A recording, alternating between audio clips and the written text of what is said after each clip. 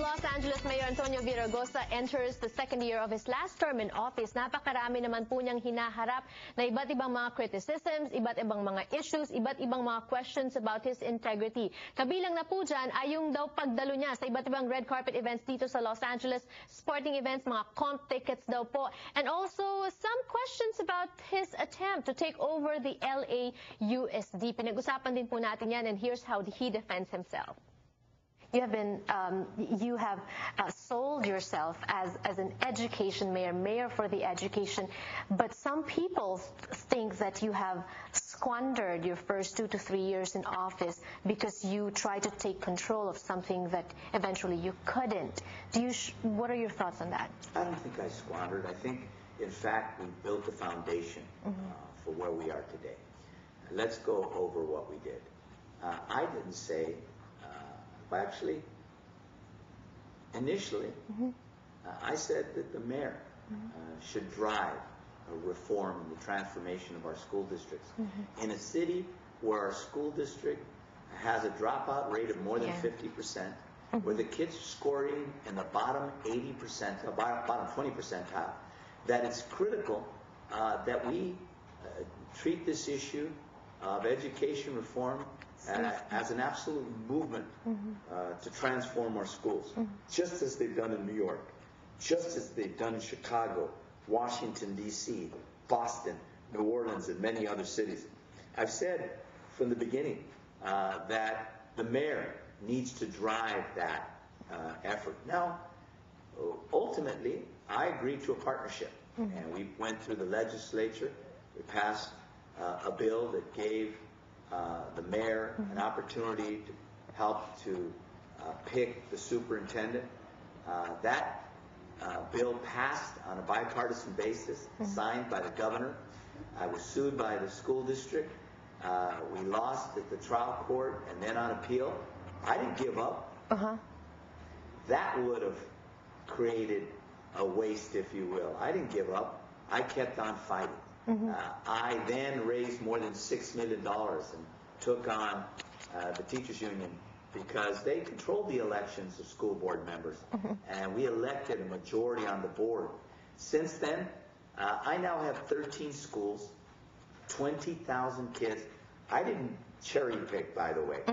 I picked the most violent, lowest performing schools in Los Angeles, the schools with the highest dropout rate, the schools with the lowest reading scores and math scores.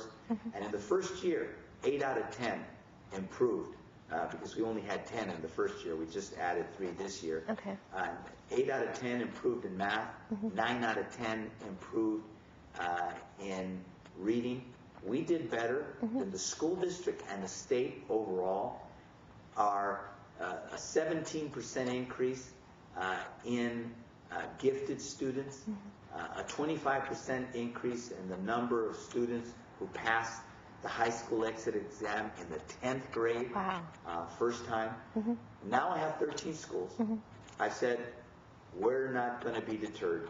We've not wasted time. We've actually built the foundation. Reform doesn't just happen overnight, particularly when you want transformative reform. When you look at what we've been able to do, I'm very proud of our efforts. On your personal side, being a mayor, you're now under investigation by the California Ethics Agency for the comp tickets.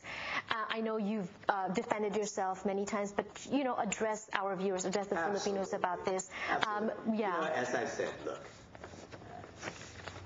in the vast majority of those situations, I walked in, sometimes through the back, oftentimes with a resolution. I presented a resolution and then I left.